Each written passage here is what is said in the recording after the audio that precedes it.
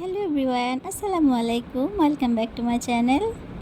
অনেক দিন থেকে কোনো ভিডিও আপলোড করা হচ্ছে না, কারণ আমি অনেকটাই অসুস্থ ছিলাম। তাই তেমন মন মানসিকতা একটু ভালো ছিল না যে আসলে কোনো ভিডিও করব বা আপলোড দিব। যাই হোক, অনেক দিন পর যে আবার তোমাদের মাঝে ফিরে আসলাম, তো ভাবলাম এখন থেকে একটু চেষ্টা করব রেগুলার ভিডিও আপলোড দেওয়ার জন্য। গত কয়েকদিন থেকে ভাবতেছি একটু খিচুড়ি রান্না করব। তো কালকে রাত্রে থেকে চিন্তা ভাবনা ছিল মাথায়, যেহেতু খিচুড়ি রান্না করব, তাই রাফসানের বাবাকে বললাম তুমি আমাকে কয়েক ধরনের সবজি নিয়ে এসে দাও। যাই হোক, রাফসানের বাবা সবজি নিয়ে আসলো, আর তাই সকাল সকাল ঘুম থেকে ওঠার পর আমি শুরু করলাম আজকে খিচুড়ি রান্নার প্রসেসিং। তো এখানে আমি চাল ডাল সব একসাথ করে নিয়ে নিলাম, যেহেতু পাতলা খিচুড়ি করবো, এজন্য আমি চাল ডালগুলো আগে ভালোভাবে ধুয়ে নিচ্ছি। আর সবজিগুলো তো আগেই ভাজার জন্য চুলায় বসিয়ে দিলাম হালকা লবণ আর হলুদ দিয়ে। এখানে চাল ডালগুলো ভালোভাবে ধুয়ে নিচ্ছি যাতে পরিষ্কার হয় সুন্দর করে। এই যে দেখতে দেখতে ফাইনালি আমার খিচুড়ির সবজিগুলো ভাজি হয়ে গেল। তো খিচুড়িগুলো আর জন্য সবজিটা আগে ভেজে নিলে আমার ভালো লাগে, জানি না কার কীভাবে করলে ভালো লাগে। তারপরে এই যে আমি এখানে খিচুড়ি রান্না অলরেডি শুরু করে দিলাম। এই দিক দিয়ে তো আমার রাফসান আয়েশ একটু পরপর এসে দেখতেছে, মাম্মি তোমার কি হয়েছে।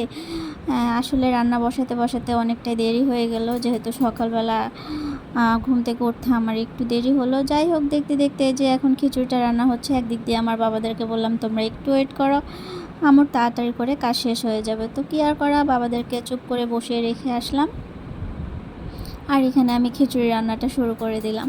সব সবজিগুলো দিয়ে একসাথে ভাবলাম আজকে একটু পাতলা খিচুড়ি করব।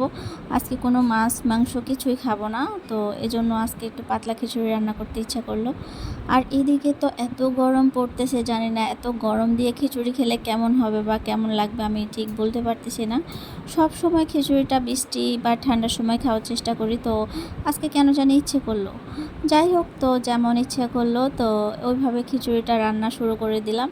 আর এই যে খিচুড়ি রান্নার মাঝামাঝিতে একটা সিক্রেট মশলা দিয়ে দিলাম। এই মশলাটা দেওয়ার পরে আসলে খিচুড়ির স্বাদ গন্ধ সব অন্যরকম একটা ফ্লেভার আসে।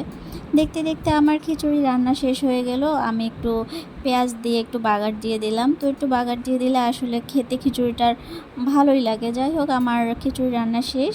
এখন এই যে আমার বাবাদের অপেক্ষাও শেষ হলো, তারা সকাল সকাল থেকে শুরু করলো মাম্মি খিচুড়িটা তাড়াতাড়ি করো।